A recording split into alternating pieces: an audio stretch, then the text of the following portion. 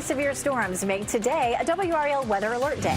I'm topping out 2 rounds of rain and what could keep the storms from being as strong. Search for Carrie Mom. This morning, we could learn new information about the disappearance of Liz Waddell in Grenada. Will we expect to hear from police 6 days after she vanished? And watching the water. Today, we'll get new information about our rising lake levels, the dent our recent rain is putting on the ongoing drought. Push for answers. Questions abound about why UNC football GM Michael Lombardi is on administrative leave. Where the situation stands days before the Tar Heels return to the practice field. Well, following those stories and more, as well as a look at your morning commute, WRAL News at 8 starts in about 30 seconds. Now be careful with Hardee's new hot honey. You'll get lost in that made-from-scratch hot honey chicken biscuit. Right now, get the hot honey chicken biscuit or any chicken biscuit for just $3.99. Only at Hardee's. What's up, Bubba? Hey, Brad. Did we win something? Oh, yeah. What's that? Partner with some chicken. Yeah. Right now on the app, My Rewards members get the Bubba Wallace Full Throttle Tenders Meal with a collectible Hardee's card.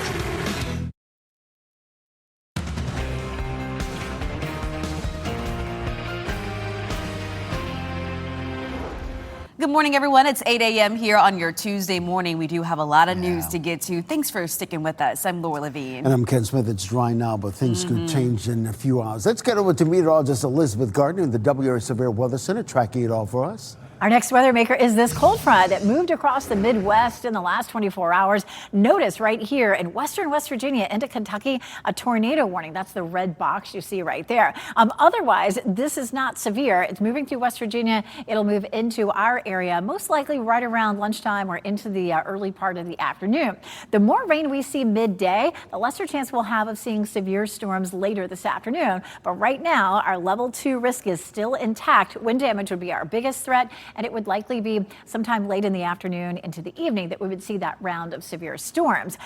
We're just going to be watching what happens the middle of the day. If we don't see a whole lot of rain or cloud cover, then we would have a better chance of seeing some of these stronger storms in the evening. So check in with us again during the noon newscast and, of course, all through the evening. And Raleigh, we're looking at a little bit of cloud cover lingering. 75 is our temperature hour by hour. We do climb to around 90 degrees for our high this afternoon. We get a bit of a break in the humidity behind this front. I'll show you when we'll start to feel that coming up. Ken? Elizabeth, happening now in the WRAL Traffic Center. Boy, traffic has definitely picked up on all of our major routes. Let's start with the southern loop of the Beltline. You're looking at a 4-minute delay. Really, the bulk of the delays between Gorman Street, Lake Wheeler Road exits. Once you get past Gorman Street, it's really clear sailing all the way over to US 1 there in Cary. That northern loop, things getting a little jammed up, particularly between the Capitol Boulevard exit and I-87 440 interchange. And we're also picking up some delays around the Glenwood Avenue interchange as well. You're looking at a 10-minute delay, so be mindful of that as you plot your morning commute. Those of you using I-540 this morning, we're picking up some delays between Creedmoor Road and Lewisburg Road, but in the entire stretch, you're looking at a 9-minute delay, but again, nothing that's really going to make you late this morning. I-40 and Carytown Boulevard, the westbound lanes really getting a little jammed up, but again, moving slowly at a steady clip, albeit. But as we widen out the view, here's what we're looking at. For those of you coming in from Wake Forest, we're looking at a 9-minute delay. I-87, just a 3-minute delay from, we're picking up some delays around the Smithville Road exit. You're getting ready to head into the Cartoon Center on the radio, 101.5 HD3.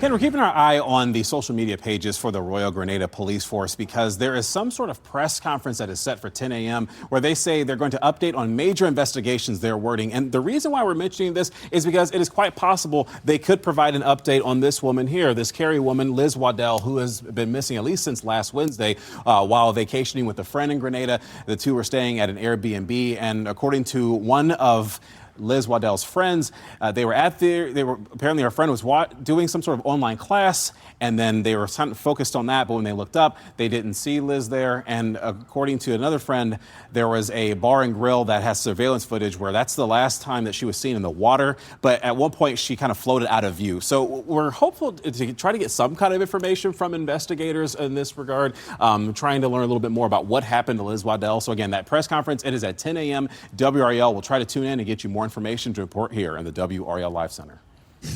I-885 North in Durham reopened this morning after it was closed for hours overnight. Durham police say a car hit and killed a person at around 10:30 last night. That road was closed between Holloway Street and Cheek Road in Durham. It reopened just after 4:30 this morning. We're still trying to find out more information about the victim and the driver. Today, we'll get an update about how all this recent rain is affecting our drought conditions. The U.S. Army Corps of Engineers will release new numbers on the water levels at Falls Lake.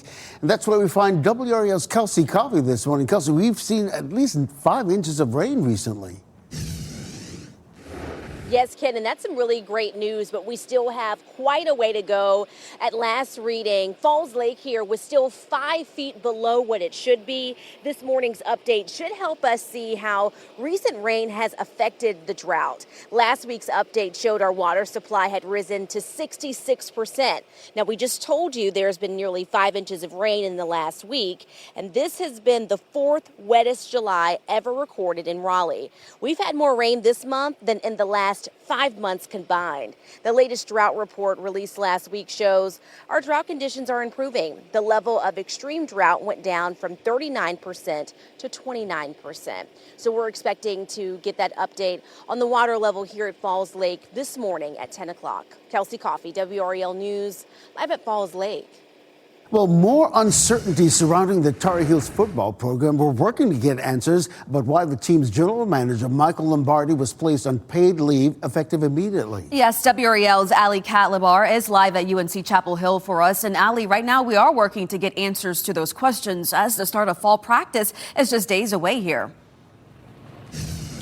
And this all happening just about a month out from the start of the football season. On3 Media reports Lombardi's leave announcement stems from an unspecified HR complaint. We are working to confirm that, but here's what we do know right now is that in a recent statement yesterday morning, UNC says Lombardi was placed on paid administrative leave. That statement says it's standard procedure with personnel matters that leadership, staff, and student athletes are prohibited from addressing this topic further. Now, WRAL's sports investigative reporter Brian Murphy says this shouldn't have an impact on the field this season. I think the bigger picture is less what it means for UNC on the field in 2026 and more, this is another off the field misstep by this program, which has been filled with off the field missteps since Bill Belichick was hired and he made Mike Lombardi his first hire. So take a look at your screen here. WRAL has asked UNC and Carolina football whether Lombardi was placed on leave related to an investigation. And if there was any indication of how long this leave may last. We also asked, with football season coming up, whether there is any plan for an interim general manager. In response to our questions, UNC directed us back to the original statement, saying they will not discuss it further. UNC will open its second of fall football practice under Bill Belichick Thursday. He will have media availability, and WRAL will be there. Reporting live in Chapel Hill, Ali Kadlabar, WRAL News. There are more concerns and frustrations over the proposed merger between WakeMed and Atrium Health. Hundreds of people gathered at St. Ambrose Episcopal Church to share their thoughts in a town hall. WakeMed management was there too, but they weren't hosting this event. The town hall was put on by groups concerned about the deal. Among the demands from the people who organized the event include to be allowed to see the full deal between the two hospital systems. WakeMed CEO Donald Jensig said that won't be possible. It's a private agreement between WakeMed, a separate private entity. It's got competitive information in it. Our lives are worth more than some deal that they're making in the back room. WakeMed continues to argue this deal will allow them to remain a healthy, competitive hospital far into the future. Wake County commissioners haven't decided when they plan to take a key vote on this deal. Israeli Prime Minister Benjamin Netanyahu will be in Washington, D.C. today to meet with President Trump. This is the first time the two leaders are meeting since the war on Iran began back in February. This meeting follows a pause in fighting over the weekend. Netanyahu also plans to attend the funeral for Senator Lindsey Graham today. Graham was a strong supporter of Israel. Now, the cost of the war in Iran continues to show up at the pump. Taking a quick look at AAA prices this morning, the average gallon of gas in Raleigh, $3.80. $3.81. It's a little more expensive in the Durham Chapel Hill area at $3.85. In Rocky Mount, gas is averaging $3.71 a gallon. Oil prices are sliding after a pause in fighting between the U.S. and Iran, as I just mentioned. Gas prices may be holding steady at the moment, but they're still up from where they were a few weeks ago. Patrick DeHaan from Gas Buddy says that is a trend nationally and in North Carolina. North Carolina does tend to be a bit cheaper than the national average, but prices are still going up very similar in North Carolina compared to what we're seeing nationally. Well, the average for a gallon of gas all across North Carolina, $3.79. That's up 26 cents from just a month ago. Happening today, lawmakers in the North Carolina Senate will begin debating sweeping changes to the state's elections. One proposed change introduces more secrecy into who's funding political campaigns. This would allow more campaign contributions to remain anonymous. Other changes would create new types of post-election audits and change the rules for challenging the validity of people's ballots. You can catch our NC Capitals team's coverage of this bill on WRAL.com. Your time now, 8:10, preparing for the worst. Training is underway along North Carolina's coast. How the Army Corps of Engineers is staying prepared for the next hurricane. And we may have a round of showers close to lunchtime. We're still potentially in line for more severe weather later in the afternoon and evening. Wind damage would be our biggest threat. We'll talk about what our tornado chances are also coming up.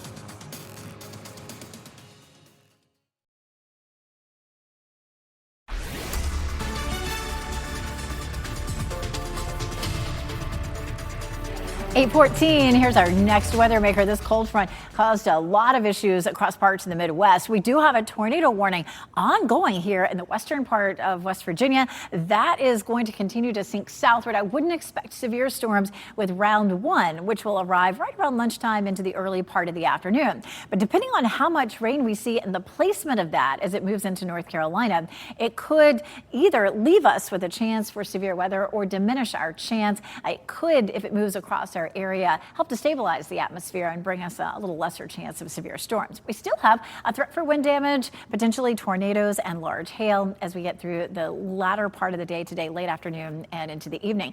Mostly cloudy here at RDU right now, 74 Fayetteville, 68 Roanoke Rapids, 75 in Durham. Walking the dog right now. It's all quiet, nice and dry, but we do have some showers that will develop around lunchtime. And again, that severe threat later this afternoon. Meteorologist Chris Michaels coming up in just a few minutes to talk about what level 2 means. Ken? All right, Elizabeth, happening now in the WRAL Traffic Center. Look at 4 major routes in the triangle. I want to focus on really the I-87 Smithfield Road camera. That camera is actually trained on Smithfield Road. You can see first responders working a crash, just affecting one lane, but not causing any major delays on Smithfield Road. But traffic is flowing nicely on all the other major routes, even though it's we're picking up a little bit of congestion. I-40 Aviation Parkway, that southern loop of the Beltline, I-40 Lake Wheeler Road, as well as that northern loop of the Beltline as we take a live look at I-440 and Glenwood Avenue this morning. Another update coming up in about 10 minutes. Ken, thank you. Video here shows the intense moments. Lifeguards jumped into rough waters to save a boy. This happened in Santa Cruz, California over the weekend. The person who shot this video says the water became more turbulent and the boy was overpowered by the waves. A lifeguard and other people at the beach rushed in to help. A second lifeguard was able to help get the boy safely to shore. That was one of about 24 rescues on Saturday in Santa Cruz County. NC State is investigating how to better handle concert traffic at Carter-Finley Stadium. This is because fans complained about waiting hours for ride shares after the sold-out Noah Kahan concert. So we have seen posts on social media from people saying they knew it was a sold-out show, and that's why they scheduled a ride share in advance and left early, but still had some problems. Fans reported waiting hours to get a rideshare confirmed after multiple cancellations. That led to people walking long distances on the busy roadways trying to get away from the concert traffic and get a ride more easily. We spoke with Peter Rowe. He said at one point he witnessed drivers only offering cash rides or setting sky-high prices to take advantage of people waiting. Things truly weren't functioning as intended. And if you say you have a rideshare system, I don't think it's unfair for people to be able to expect to use it, even if they expect long lines. But there's a difference between having to wait and it being so broken that it puts people in a bad situation. So NC State did have a designated area for rideshare users, but some fans said the roads leading the area were blocked off and that prevented drivers from getting to their passengers. NC State says they're going to do a post-concert review to see what went well and where they need to make some improvements. A group that will help shape expansion plans at UNC Chapel Hill is getting a closer look at the site for a second campus. The group of stakeholders toured the old Horace Williams Airport off Estes Drive yesterday. UNC wants to turn this area into a 230-acre mixed-use campus. Now, housing supply is driving the push. UNC says it is considering adding multifamily and workforce housing at this campus. It also means new space for students as enrollment increases. A groundbreaking for phase 1 of the Carolina North expansion is expected next year. Carolina North has also been proposed as a site for a new basketball arena on campus. The U.S. Army Corps of Engineers is now training to respond to any storm that hits this hurricane season. It's a joint effort between the state, FEMA, and a local applicant. They're working to gather information for disaster management purposes. The information helps the government decide whether federal assistance should be requested. It also chooses the basis for a disaster declaration. The team is learning how to do assessments post landfall of a storm of what they need to look for if the coast is impacted by any tropical event. Officials say the real test is after the next storm, when those assessments help guide recovery decisions. Well, July has brought much needed rain, but it's also brought us some severe weather. Most days this month have been outlooked for severe storms. So meteorologist Chris Michaels dove into the data to see how often these severe risks have verified. Chris. Yeah, Laura, and these risks have mostly been a level 1 or a level 2, according to NOAA's Storm Prediction Center. And what that means is that severe weather within those outlooks would either be isolated under a level 1 or more scattered in a level 2. Scattered just means a little bit more than isolated. So let's show you the calendar so far this July. We've had 18 of the 28 days outlooked for severe weather. 9 of those days have been like today, a level 2, indicating scattered severe weather. In those 9 days, there were a total of about 160 storm damage reports, which spread out over 9 days is about an average of 18 per day. However, 3 of those 9 didn't produce any severe weather at all. So there was something that came in and threw a little bit of a curveball. That curveball may show up today. If we see some late morning, early afternoon showers, it would cool and stabilize the atmosphere and at least limit our severe weather chance between 4 and 8 p.m. Something that we're certainly rooting for because, Elizabeth, this storm system has a pretty long track record of producing damage in the Midwest. It really does. Around lunchtime into the afternoon yesterday, across Wisconsin in particular, they were really hit hard. I think we have some video to show you. This is going to be a dash cam video. Look at this. I mean, I can't even believe this person is driving. This is definitely not safe. You can see the power poles falling right in front of this car. And then we're going to switch it to, I believe, maybe a reverse camera and watch the trees just shredding behind this vehicle. They just are coming apart right there. Just, my goodness. So super dangerous there. Let's go back to where this storm is right now. And you can see it's moving down toward Kentucky. It continued to produce some severe storms overnight. And as a matter of fact, right now, we still have an ongoing tornado warning in western West Virginia. This line right here is going to be moving into North Carolina. And if it moves across our area with any significant rain and cloud cover, just like Chris said, it could limit our potential for severe storms, which is great. But just in case it doesn't, we do have a level 2 risk for severe storms. It would be late afternoon and into the evening. Wind damage would be our biggest threat, but isolated tornadoes are certainly possible. So here we are right now. You can see where that rain is in West Virginia. Here at 2 o'clock, you can see some scattered showers. And that may or may not be enough to limit that chance. If we had more widespread rain across our area, it would be more helpful. So at 8 o'clock, you can see that line of thunderstorms developing. A lot of that is in western North Carolina. So it may be our, possibly our western counties. Let's get a little bit closer to this. Notice here at noon, the showers, but they're fairly scattered. Some of the other forecast models that came through earlier in the day had a lot more widespread rain for us. So this could be iffy, could be tricky. Again, between 4 and 8 o'clock, that chance for severe storms, but maybe some of that will be farther to the west. Wind damage, the greatest threat, an isolated tornado, certainly a possibility. If we had tornadoes, mainly from the Triangle area, north and east would be the biggest threat area. Once we get past the rain today, we actually see a drier period. We do have the chance just in the next 7 days of 1/4 inch to a 1/2 inch. inch. These cells that we see today should be moving fairly fast, so flooding is not likely to be an issue. We're definitely looking at some cooler temperatures behind this front and also a drop in humidity. I'll show you when that could happen coming up. Ken?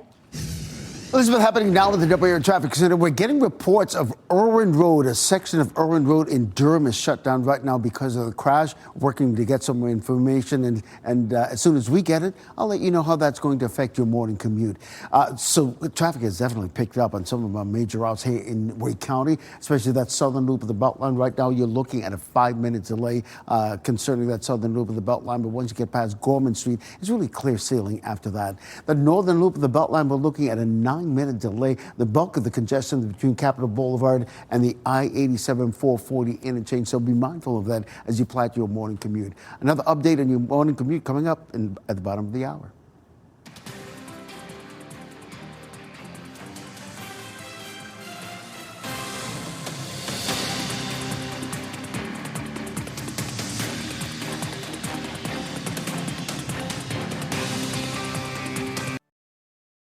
Stay safe with the latest WRAL Weather Alert Day info. Get up to the minute weather and traffic conditions when you get in your car. In Raleigh on 99.3 FM, in Durham 96.5 FM, and everywhere on 101.5 HD3.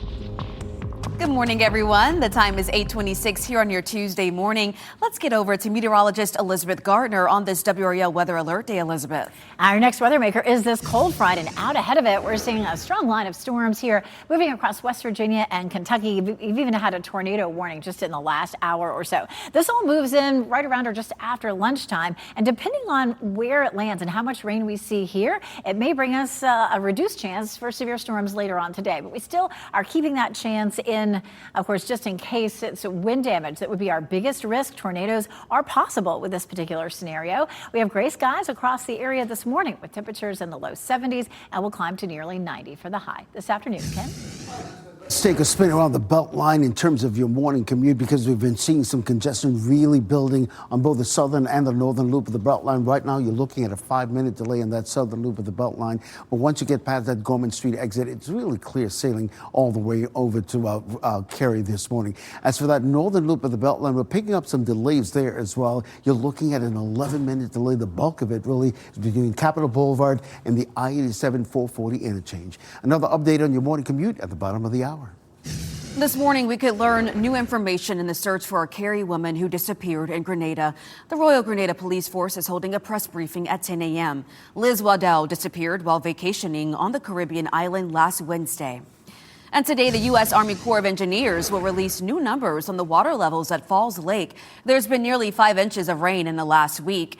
The update on the Falls Lake water level is scheduled to be released around 10 o'clock this morning. Coming up next on Fox 50 now, community concerns about the possible WakeMed Atrium partnership. And coming up on Today, tips to avoid travel regret. Potentially severe storms make today a WRAL Weather Alert Day. I'm topping out 2 rounds of rain and what could keep the storms from being as strong. Search for Cary mom. This morning, we could learn new information about the disappearance of Liz Waddell in Grenada. Will we expect to hear from police 6 days after she vanished? And watching the water. Today, we'll get new information about our rising lake levels, the dent our recent rain is putting on the ongoing drought. Push for answers. Questions abound about why UNC football GM Michael Lombardi is on administrative leave. Where the situation stands days before the Tar Heels return to the practice field.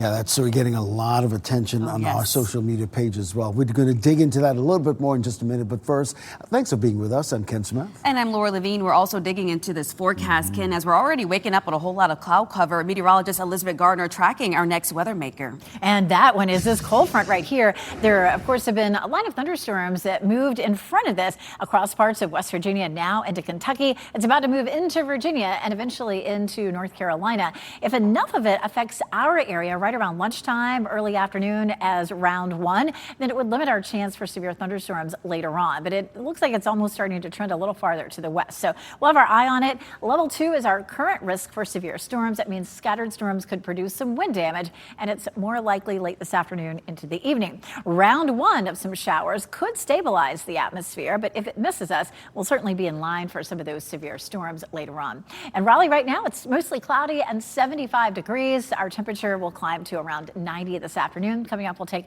a closer look at Futurecast and time out today's 2 rounds of rain. Ken?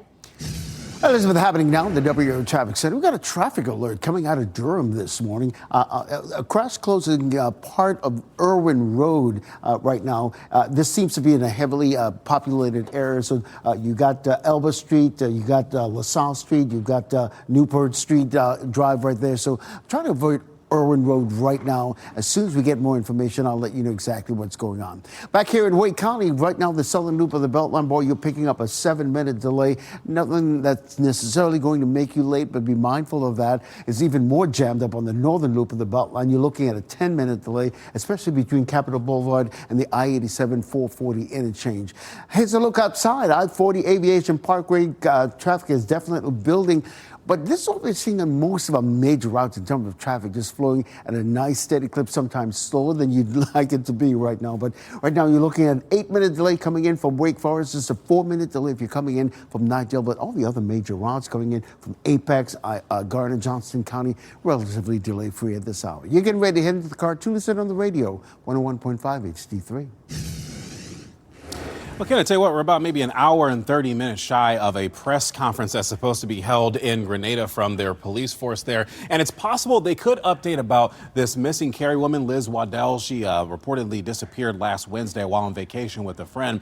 And the reason why we bring this up is because there's this Facebook post from Grenada's police force talking about this press briefing invitation, but it only says they're going to update about major investigations. That's the way they word it. They don't mention Liz Waddell's name. And I actually commented on that post asking them if they're going to talk about the situation regarding Liz Waddell. So we're going to be looking a little closer into that story as well. But many people want to know more specifics in the disappearance in her trip while she was in Grenada. At last check, friends were saying that she was seen at a bar and grill area on surveillance video. She was in the water, visible at least. And at one point, she went out of view of the camera. So again, we're about an hour and 30 away from that update, 10 a.m. We're on the same time right now as Grenada. They don't observe a daylight saving time, it sounds like, according to our producer. So hopefully we'll get more updates here on the WRAL Live Center. Many people hoping for good news. Thank you, Chris. I-885 North in Durham reopened this morning after it was closed for hours overnight. Durham police say a car hit and killed a person at around 10:30 last night. Now, the road was closed between Holloway Street and Cheek Road in Durham. That road reopened around 4:30 this morning. Right now, we're still trying to find out more regarding the victim and the driver. Today, we'll get another update about how all this recent rain is affecting our drought conditions. The U.S. Army Corps of Engineers will release new numbers on water levels at Falls Lake. Let's get to WRAL's Kelsey Coffey. She's live at that lake. And even though we've gotten 5 inches of rain recently, city leaders still want people to conserve, Kelsey. Yes, Kim, there definitely is, because at the last reading, Falls Lake here was still 5 feet below from where it needed to be. So this morning's update should help us see how recent rain has affected the drought. Last week's update showed our water supply had risen to 66%. We told you there's been nearly 5 inches of rain in the last week, and this has been the 4th wettest July ever recorded in Raleigh. We've had more rain this month than in the last 5 months combined. The latest drought report released last week shows our drought conditions are improving. The level of extreme drought went down from 39% to 29%. We're expecting to get that update on the water level here at Falls Lake this morning at 10 o'clock. Kelsey Coffey, WRAL News, live at Falls Lake. More concerns are growing over the proposed merger between WakeMed and Atrium Health. Hundreds of people gathered in Raleigh last night to share their concerns with WakeMed leaders. The town hall at St. Ambrose Episcopal Church was organized by the Patients Union. It's a national group represented by local faith leaders. Among their main demands, they want to see full details of the deal between the two hospital systems. WakeMed CEO Donald Jenzig said that won't be possible. He said county leaders, including 3 Wake County commissioners, were allowed to view more of that deal. Organizers of the town hall say that this is a personal fight that grows out of love for WakeMed. The hospital that allowed me to hear my son's laugh. The hospital that gave my children a chance to grow up with their mother. WakeMed continues to argue this deal will allow them to remain a healthy, competitive hospital far into the future. Wake County commissioners haven't decided when they plan to take a key vote on this deal.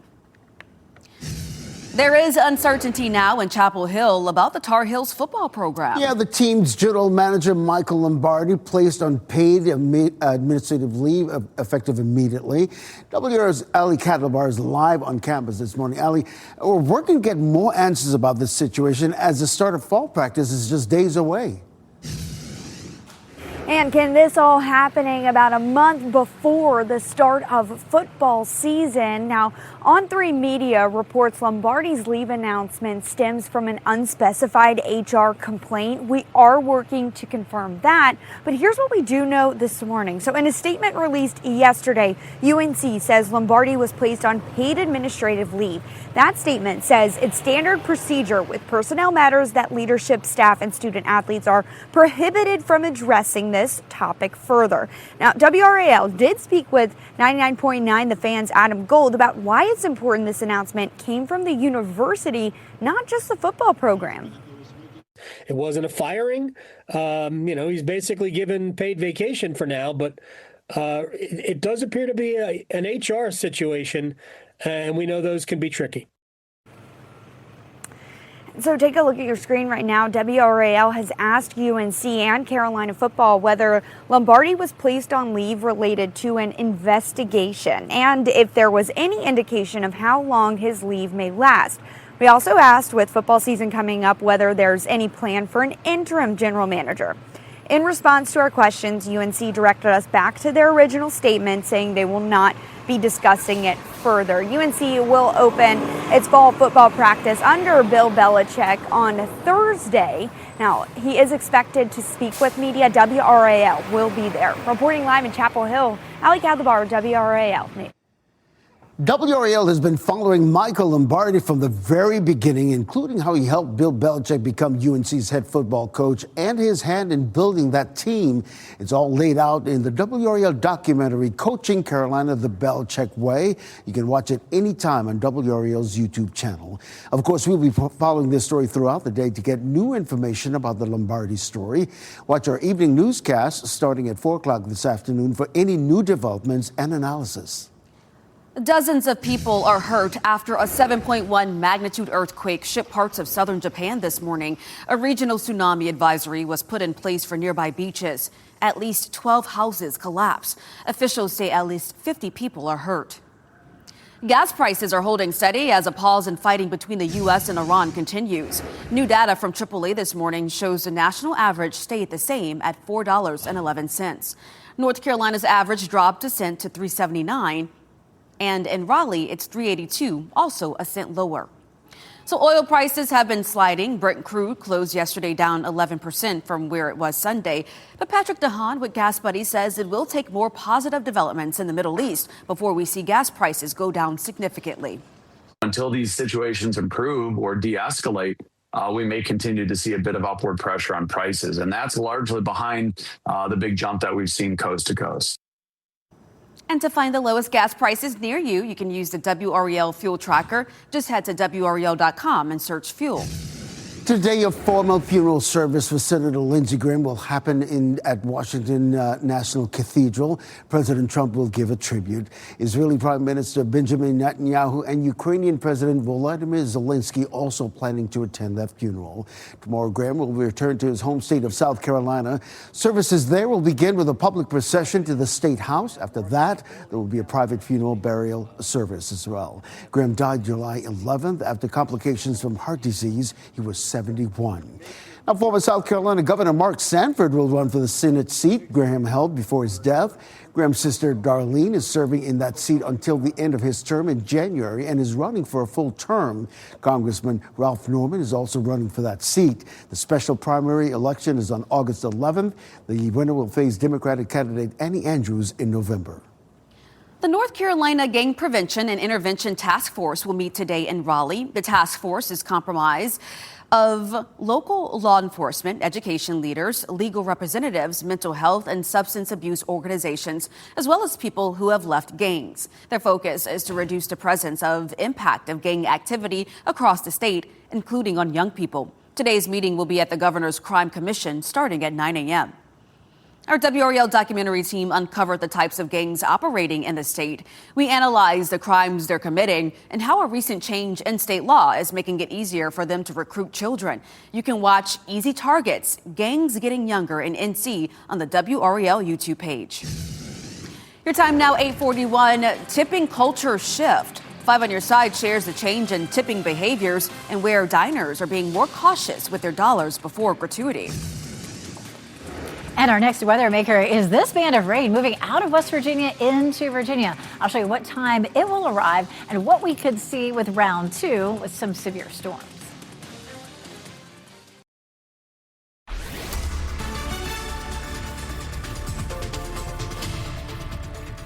It's 8:45, watching our next weather maker right ahead of this cold front. We have a line of thunderstorms that produced a tornado warning there in western West Virginia. All this is sinking southward, plenty of lightning with this. If we end up with enough rain and cloud cover, it will help to reduce our potential for severe storms later on today. So it's coming in 2 waves, one wave right around lunchtime or into the early afternoon, and then another one late afternoon into the evening. And that's where we'd have the best chance of severe storms. But again, that threat will depend on how much cloud cover and rain we see with round 1. But wind damage would be our main threat. Tornadoes are even possible, but it would be an isolated threat for tornadoes. Lots of cloud cover out there right now. 71 Rocky Mount, 74 in Fayetteville, and 70 in Roanoke Rapids. Exercise forecast, it does feel really muggy out there. Temperatures this afternoon will likely climb into the upper 80s to right around 90. But again, once we hit lunchtime, you're going to be dodging some showers and thunderstorms. Ken? Elizabeth, weather and traffic every 10 minutes. We got a traffic alert coming out of Durham this morning. If Irwin Road is part of your morning commute, we're being told that part of Irwin Road right at Fulton Street closed right now because of a crash.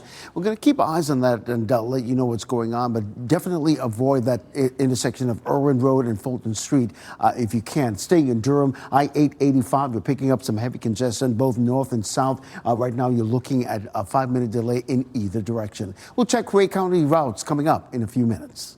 Okay, Ken, thank you. So how much are you tipping these days? Is 20% still a good tip? In a tough economy, what are people willing to give? Well, 5 on Your Side's Keely Arthur shows us the results of a new study showing diners being more cautious with their hard-earned dollars. For many consumers, tipping fatigue is real, and technology can turn nearly every transaction into a math problem. So what are people tipping these days? Restaurant technology company Toast tracked credit card and digital payments at roughly 171,000 tip-enabled restaurants on its platform in the first quarter. Cash tips were not included. The average tip across all transactions was about 18.8%, but it varied depending on the type of restaurant. At full-service sit-down restaurants, the average tip was 19.3%. At counter service or fast food restaurants, it was a little less, 15.8%. For takeout, the average dropped to 13.7%.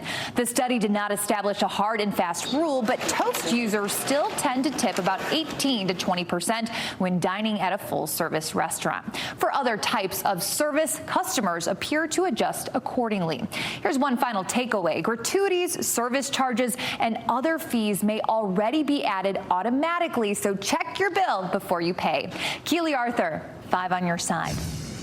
One of the most influential tech companies in the world turns 50. We're talking about Cary-based SAS, helping transform North Carolina into a hub of innovation. In an exclusive interview with WRAL founder and CEO Jim Goodnight, looks back at how it all began and what he believes the future holds. What's ahead for SAS? Well, we are adding right now a lot of generative AI features to SAS to, when we find a money laundering situation, we will then use AI to explain exactly what we found. We don't use AI to produce answers, but we use it to try to explain the answers. Mr. Goodnight explains how the employee benefits pioneered by SAS are now industry standard. You can watch the full interview when WRAL presents SAS at 50, airing tomorrow night at 7:30 on WRAL. Rock and Roll Hall of Famer Carly Simon has been diagnosed with Parkinson's disease. She shared that information in a statement yesterday. Simon also was treated for skin cancer. There is no cure for Parkinson's, but she says that she is getting treatment. She still plans to release a new album August 14th, her first since 2008. So in the last few minutes or so, our executive producer was looking online for updates regarding that missing Carey woman, Liz Waddell, and he came across a broadcast from one of Grenada's news channels where they were talking with someone who says that he saw Liz Waddell. She was out in the water, and when he talked to her and asked her if she needed help, she said, no, I'm a good swimmer, reassured her in that regard, and then that was the end of that conversation, according to the report. Now, admittedly, it was a little tough to understand with the accent there, but I could understand that part as we listened to that report. It's quite possible that Grenada's police force could verify that information during their press conference, which is set at 10 a.m. This morning. They said they're going to be updating on major investigations, but did not specifically say it was going to be about Liz Waddell. Stay with WRAL News as we try to update that story as soon as possible.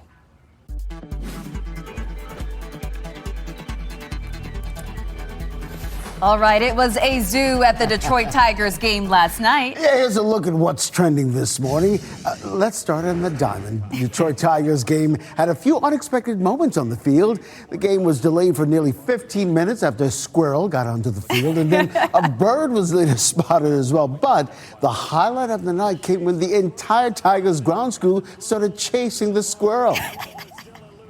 And hops through the towel. And hops through another towel. The force field is activated. Towels can't stop him, or maybe they can. The towel being thrown on him as he continues to run. That's too good.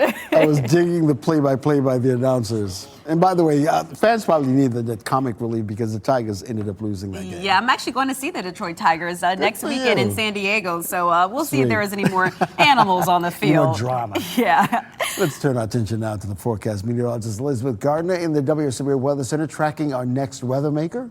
Yes, and it's this cold front. Boy, this front really wreaked some havoc up across parts of the upper Midwest and especially Wisconsin. We have some video from parts of Wisconsin that were really hit hard by this front. And you can see here, this is a look at drone video from parts of Wisconsin there. You can see how many homes and businesses were destroyed. The amazing thing here is that no reports of injuries have come from this. This happened around lunchtime yesterday. So, yeah, a lot of cleanup to be done for those folks. We're not likely to see anything like that around here, but we are watching this front diving pretty quickly across our area. It produced some severe storms overnight, and this morning we've been watching this line of storms moving through West Virginia, and it has spawned at least one tornado warning. What we're expecting is later this afternoon and evening to have the potential for some scattered severe storms. Wind damage would be our greatest threat. An isolated tornado is not out of the question. It's a level 2 risk for almost the entire state of North Carolina. Level 2